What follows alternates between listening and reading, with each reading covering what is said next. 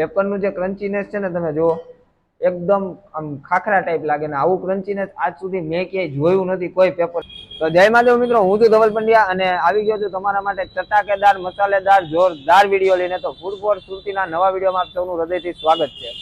મિત્રો આજે અમે આવી ગયા છીએ રાજારામ સાઉથ ઇન્ડિયનમાં. એનું પહેલા તો તમને એનું લોકેશન આપી દઉં.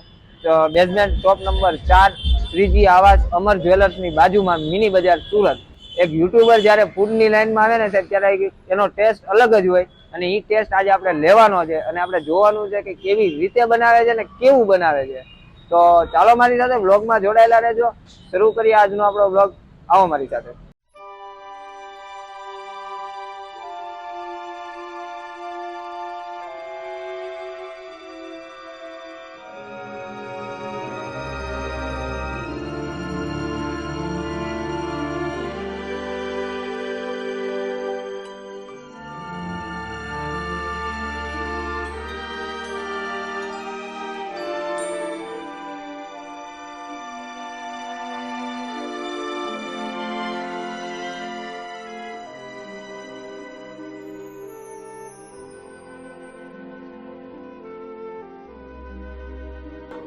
રેસ્ટોરન્ટની અંદર જેવા એન્ટર થાવ છો ને એટલે સૌથી પહેલા તો મંદિરના દર્શન થાય છે. ભગવાન રામ છે, માં જાનકી અને હનુમાનજી મહારાજના દર્શન થાય છે એટલે એક અલગ જ વાઇબ્સ આવે.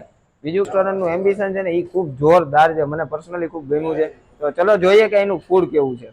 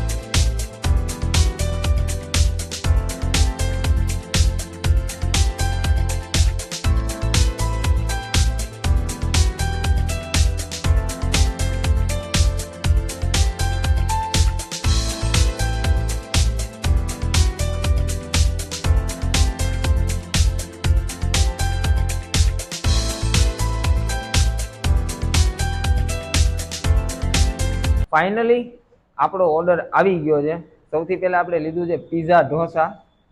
તમે જોઈ શકો છો કે એકદમ પીઝા ટાઈપ જ લાગે, પીઝા જો એવું લાગે છે. ને સાથે આપણે લીધું છે ચીઝ તડકા પાટુડી અને આપણે ટેસ્ટ કરવાનું છે અને જોઈએ કે કેવું બન્યું છે. તો સૌથી પહેલા આપણે ચીઝ તડકા પાટુડીથી સ્ટાર્ટ કરશું.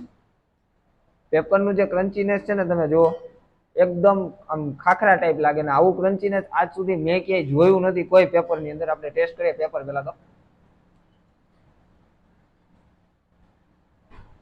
જોરદાર બન્યું છે ભાઈ, પેપરમાં જ મોજ આવી જાય એવું છે. અને ખાસ તો જે ચીઝ તડકા પાટુડી છે ને તમે આમ જો એક વખત વસ્તુ જે અંદર ચીઝ દે આમું જ દેખાય છે અને અંદરનું જે બધું મટીરિયલ છે અને ઇન્ગ્રેડિયન્ટ છે, બધા વેજીટેબલ છે, જોરદાર તરી આવે છે. ભાઈને આપણે ટ્રાય કરીએ.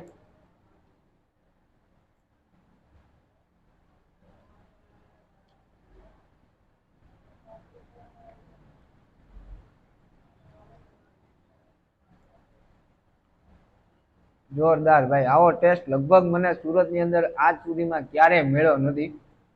અને ક્યારે 100% મને આ ટેસ્ટ આખા સુરતની અંદર મેં ઘણી બધી જગ્યાએ ઢોસા ખાધા છે, પણ જે ટેસ્ટ મને રાજારામ સાઉથ ઇન્ડિયનમાં મળ્યો છે ને એ ટેસ્ટ મને ક્યાંય આજ સુધી મળ્યો નથી. અને મોઢામાં હજી મને એમ જોઈને એમ જાય છે કે હું ખાધા જ કરું પણ આપણે શૂટ આગળ વધારવાનું છે એટલે આપણે પીઝા ઢોસાનો ટ્રાય કરશું. અને એની સાથે જે એમણે સોસ આપ્યો છે, સોસની એક વખત તમે થિકનેસ જોઈ શકો છો. જે રીતની થિકનેસ છે ને આમ જો ખરેખર આ જે આપણે એમ કહેવાય ને કે મોટી મોટી રેસ્ટોરન્ટ હોય અથવા તો આપણે જે ઘરે સોસ લાવીને ખાઈએ મતલબ લઈને ખાઈએ ને એ ટાઈપનો સોસ, એ એટલી સારી ક્વોલિટીનો સોસ અહીંયા આપણને ફૂડની સાથે મળે છે. તો જો સોસમાં એ લોકોનું આટલું ધ્યાન હોય, ફોકસ હોય કે આપણે વસ્તુ લોકોને સારી ખવડાવી છે, તો ટેસ્ટમાં લાજવાબ જ હોય ભાઈ, એ જોવાનું જ ન હોય. ટ્રાય કરીએ.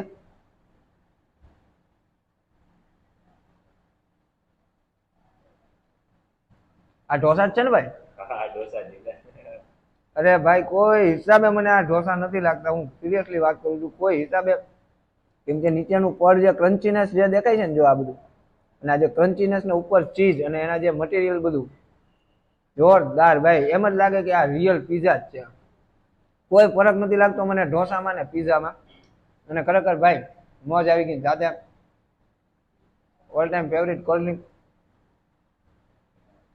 ભાઈ જોરદાર. અને ખાસ હું સ્પેશિયલી છે ને નારિયેળની ચટણી અલગથી લેવું છું ટેસ્ટ કરવા માટે. હરેક જગ્યાએ ક્યાંય પણ જાઉં ને તો મને આ વસ્તુ નારિયેળ મને આમ તો પહેલેથી બહુ ફેવરિટ છે.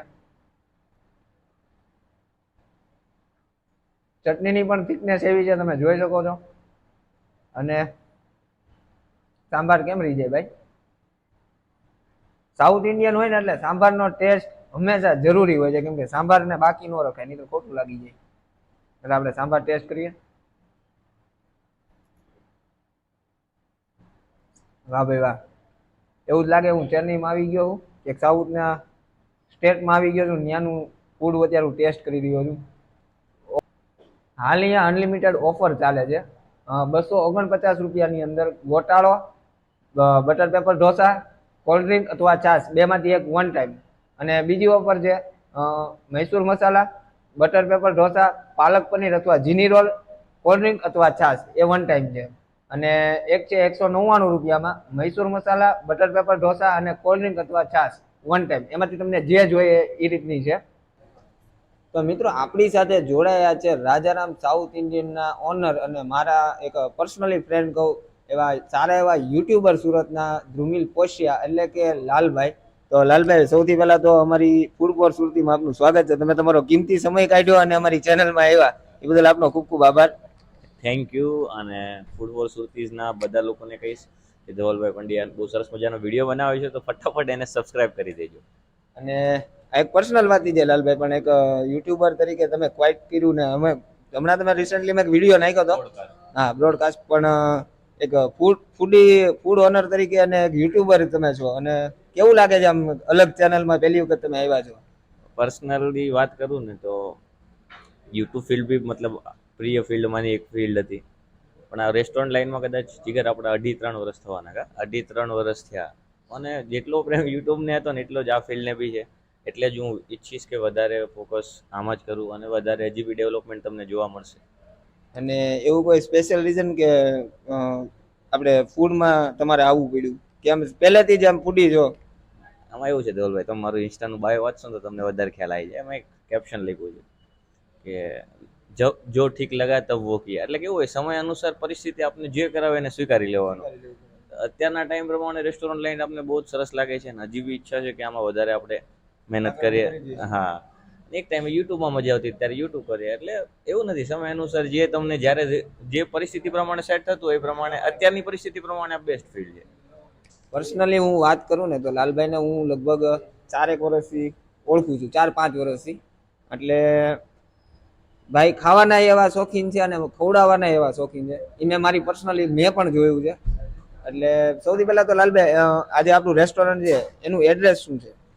ઓલમોસ્ટ બધા મિની બજાર એરિયો તો જોયો જશે. મિની બજારની અંદર આપણે અમર જ્વેલર્સ વાળી લાઈનમાં થોડા આગળ આવશો એટલે તમને રાજારામ ઢોસા હાઉસ દેખાશે. લોઅર બેઝમેન્ટમાં છે. તો બહારના લોકોને ફૂલ એડ્રેસ આપી દો. Shop number 4, Rajaram Dosa house, Amar જ્વેલર્સની બાજુમાં, મિની બજાર, વરાછા, સુરત. બરાબર. અને ટાઈમિંગ શું છે એનો તમારો? ટાઈમિંગ આપણો અત્યારે હમણાં જ રિસન્ટલી આપણે ફૂલ ડે શરૂ કર્યું છે, સવારના 11 થી સાંજના 11 વાગ્યા સુધી. બરાબર. એટલે આ રીતનો કોન્સેપ્ટ છે અને ભાઈનો નેચર એ સારો છે. પર્સનલી હું ઓળખું છું એટલે મને ખબર છે કે ભાઈનો નેચર કેવો છે. અને મને ફૂડમાં ખરેખર બહુ મજા આવી છે. અને અમે હવે વિડીયોને અહીંયા એન્ડ કરીએ. તમને પસંદ આવ્યો હોય તો વિડીયોને લાઇક કરી દો, તમારા મિત્રો સાથે શેર કરી દો, ફટાફટ નીચે કોમેન્ટ કરી દો, અને આવા નવા વિડીયો જોવા માટે ચેનલને સબસ્ક્રાઈબ કરી દેજો. મળશું નવા વિડીયોમાં. ત્યાં સુધી જય મહાદેવ, જય માતાજી. Thank you.